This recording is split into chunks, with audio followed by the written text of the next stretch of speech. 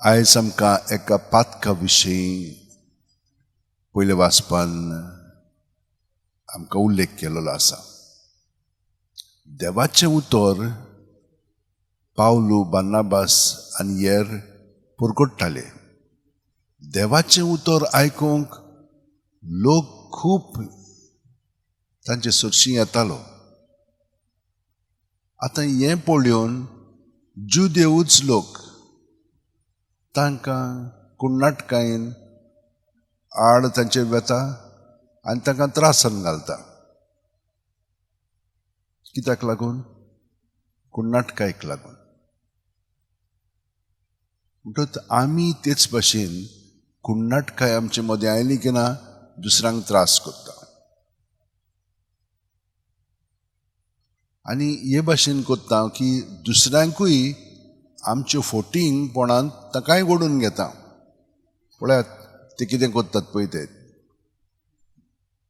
पावलू आनी हें बरें करतालें काम.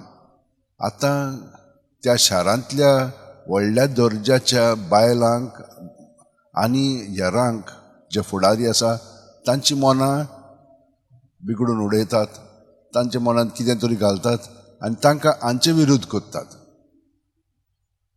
आतां हें आमी पळयता आमच्या देसांत, आमच्या गांवांत, आमच्या घरांत हें सगळें चलता.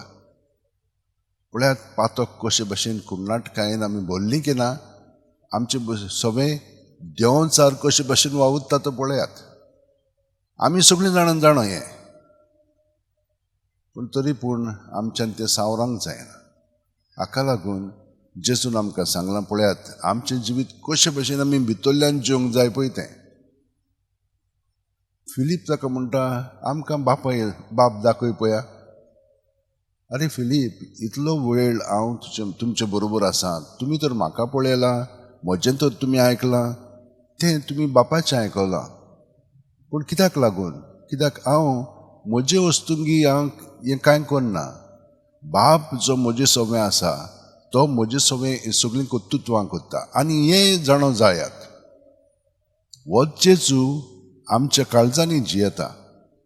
तर आमी ताका तर एकवटून आसा जाल्यार आमी ताचेच भाशेन ताका जाय पळय तशें बापाक एकवटोन करूंक आमचें सवें ताका संदी दिवंक जाय आनी ताका सहकार करूंक जाय. हें तर आमकां कळोवलें. ते भाशेन आमी ती कुरपा मागतल्या. आमी खालतीकायेन हें मागतल्या. कित्याक आमचे वस्तू कितें जायना, आमच्या मनांत आहा तें, पूण आमच्या लागीं तें करूंक जायना. ताका लागून आमी खालतीकायेन ताचे कडेन भीक मागूंक जाय.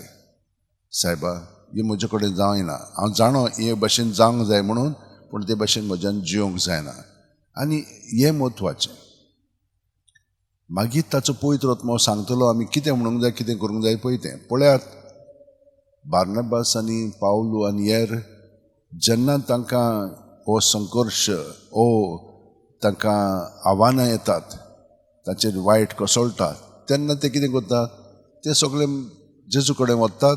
जेजू तांकां ताचे पवित्र आत्म्यान सांगता आतां हांचेशी वचो नाकात, विदेशांशी वचात. आमी कितें करता? ना ना, तें सारकें जावंकूच जाय, जबरदस्तीन तांकां करूंक जाय. कोण आमकां कोणीय तो जबरदस्तीन कितें सांगीत जाल्यार आमी करता? ना, देंवचार मागीर आमकां ताचे विरूध्द वचोंक करता आनी तांचेर मागीर आमी फरवण मारता, हें करता. ते भाशेन आमचे मदें ही घुसपा गोंडोल देंवचार करीत आसता. हाका लागून आमी शांत रावलीं की ना, सगळें जेजू सगळें दवरलें की ना, मागीर ही आमकां स्पश्टपणे दिसतलें आनी ताची गोठाय आमकां मेळटली. फुडें आमची पावलां मारच्या. कोणा बरोबर? जेजू बरोबर. कित्याक आमी जेजूचे सांदे, ताचे सारकें आमी उदीक आनी उदीक प्रत्येक संघर्शान प्रत्येक आव्हानान जावंक जाय. तरी आतां आमचे हात जोडया, दोळे बंद करया. जेजू लागींच आसा, कित्याक तो आमचें जिवीत जावन आसा. आमी ताचे कुडींतले सांदे. तर आमी किरकोळ ल्हान सांदे ताचे. प्रत्येक सुस्कार घेता तेन्ना तो आमकां जिवी दवरता. आनी आमचें सगळें आसा तितलें चिंतनांनी, कित्याक ही चिंतना आमकां हेणे तेणें वता. आनी ह्या चिंतनाक लागून आमची भावना उत्पन्न जाता, मागीर आमची चाल बदलता. हें सगळें भितरलें घडटा तितलें सुरवातेकूच चिंतना आयली की ना, जेजू सगळें दवरया, जेजू ताच्या नांवान दवरीत तर तें आनिकूय सोंपें जाता.